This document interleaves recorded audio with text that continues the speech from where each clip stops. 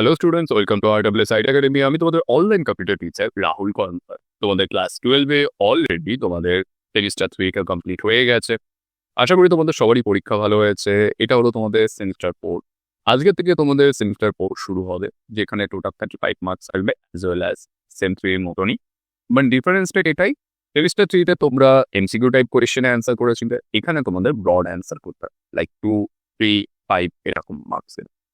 এইবার computer science আর অ্যাপ্লিকেশনে তোমাদের কিন্তু সেমিস্টার 4 এর আগে সিলেবাস সেম ছিল। কিন্তু জানুয়ারি মাসের এক্সাক্ট ডেটটা আবার মনে করছে না, 25 না 11 তারিখে তোমাদের নতুন সার্কুলার বেরোয়। কম্পিউটার অ্যাপ্লিকেশনের সঙ্গে সায়েন্সের সিলেবাসে অনেকটা পার্থক্য হয়ে গেছে। কেন? কারণ তোমাদের এই ইউনিট 1 টা, এই পার্টিকুলার যে বেসিক অপারেটিং সিস্টেম, এই পার্টটা তোমাদের কম্পিউটার সায়েন্সের স্টুডেন্ট যারা, তাদের কিন্তু নেই। কিন্তু অ্যাপ্লিকেশনের এটা পড়তে হবে। তো first unit basic of operating system, এখানে টোটাল মার্কস থাকবে 10।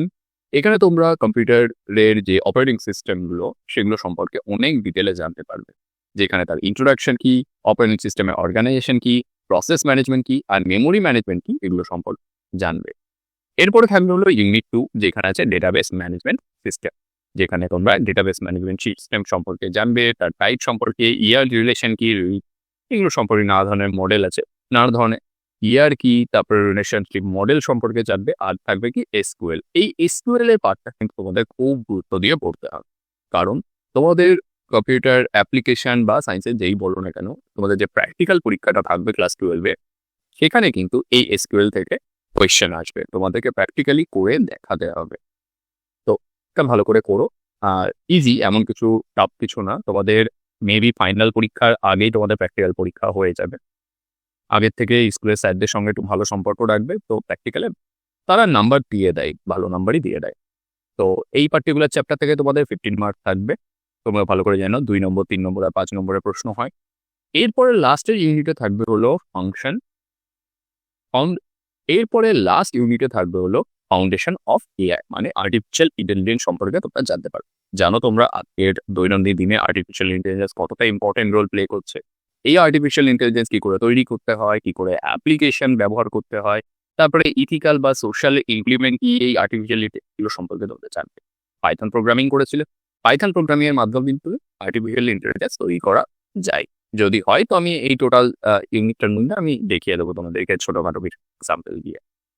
তো যাই হোক, এইগুলো তোমাদের টোটাল 3টে ইউনিট, যেখানে থার্ড ইউনিটে তোমাদের থাকবে হলো এআই, যাতে থাকবে 10 মার্ক। সেকেন্ড ইউনিটে থাকবে হলো ডেটাবেস ম্যানেজমেন্ট সিস্টেম, যেখানে থাকবে 15 মার্ক। আর বেসিক অফ অপারেটিং সিস্টেম যে ইউনিট 1, সেখান থেকে থাকবে 10 মার্ক। এই হলো টোটাল তোমাদের সিলেবাস।